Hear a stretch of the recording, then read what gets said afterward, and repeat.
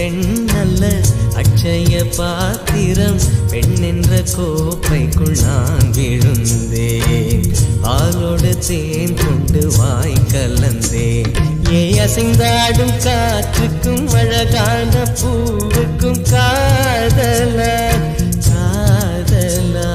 ஏ அலையாடும் கடலுக்கும் அது சேரும் மணலுக்கும் காதலா காதலா.